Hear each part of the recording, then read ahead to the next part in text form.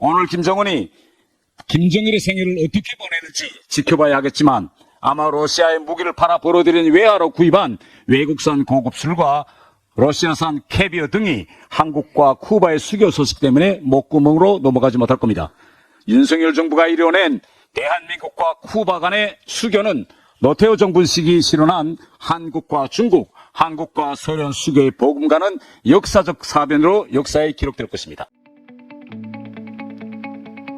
윤석열 정부가 공산 국가들 중 북한의 마지막 지탱점이었던 쿠바와 수교를 맺었다는 소식을 전달받는 순간 김정은의 눈앞에 아찔했을 것입니다. 김정은은 집권 후 쿠바 대통령을 평양에 특별히 초청해 쿠바와의 관계에 특별히 품을 들여왔습니다. 그런데 북한에서 연중 가장 큰 축제로 세고 있는 김정일의 생일인 바로 오늘 2월 16일 소위 광명성절 직전에 쿠바 한 대 뒤통수를 맞은 격이 되었으니 굳이 설명하지 않아도 그 광경이 눈에 선합니다. 오늘 김정일이 김일성, 김정일이 시신이 있는 금수한 태양궁전을 참배하면서 무엇이라고 말했을지가 궁금합니다. 외교관 출신인 저는 이번 수교 과정에서 보였던 윤석열 정부의 고도의 외교술과 김정일의 생일을 앞두고 수교 소식을 터뜨린 그 절묘한 타이밍에 대해서 높이 평가하고 싶습니다. 세월이 흘러 이번 수교 협상과 관련된 내부 외교 문서가 공개되면 더욱 명백해지겠지만 지금까지 공개된 자료들만 하나로 엮어봐도 이번 수교 과정은 하나의 첩보작전 드라마를 방불케 합니다. 정말 은밀하고 치밀했고 그리고 위대했습니다. 윤석열 정부는 집권하자마자 지난 2년 동안 쿠바와 지속적으로 물밑 작업을 진행해 왔다고 합니다.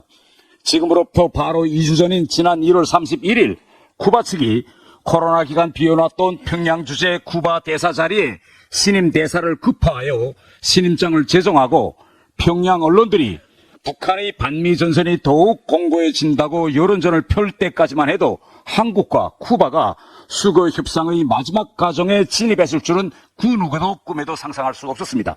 우리 통일부도 주북 쿠바 대사의 신임장 봉정에 대해 서방 외교관들과 코로나19로 철수했던 국제기구 직원들이 북한으로 들어가고 있지 못하지만 중국, 몽골, 쿠바 등 국가들은 북한에 입국을 하고 있다면서 북한이 외교관계 정상화 과정에서 반미 노선 국가들과 과거 사회주의 전통 우호국을 우선으로 외교관계를 복원하고 있다고 평가함으로써 누구도 전혀 눈치채지 못하게 하였습니다.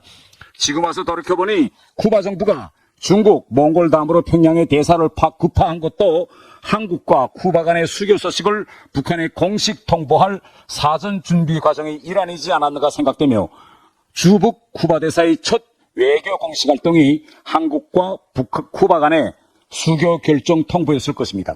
시점상 돌이켜보면 지난 13일 우리 국무회의에서 수교안이 국비밀리에 통과되는 순간 평양에서는 주북 쿠바 대사가 북한 측에 쿠바 정부의 수교 결정을 사전에 통보했을 것으로 추측됩니다.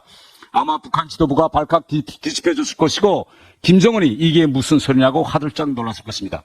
어제 김여정이 한국과 쿠바의 수교에 대한 맞불 작전으로 기시다 일본 총리의 평양 초청 카드를 급히 던졌지만 누가 봐도 한국과 쿠바의 수교 소식이 몰고 올 파장을 돕는 데는 역부족입니다. 오늘 김정은이 김정일의 생일을 어떻게 보내는지 지켜봐야 하겠지만 아마 러시아에 무기를 팔아 벌어들인 외화로 구입한 외국산 고급 술과 러시아산 캐비어 등이 한국과 쿠바의 수교 소식 때문에 목구멍으로 넘어가지 못할 겁니다. 윤석열 정부가 이뤄낸 대한민국과 쿠바 간의 수교는 노태우 정부 시기 실현한 한국과 중국, 한국과 소련 수교의 복음과는 역사적 사변으로 역사에 기록될 것입니다.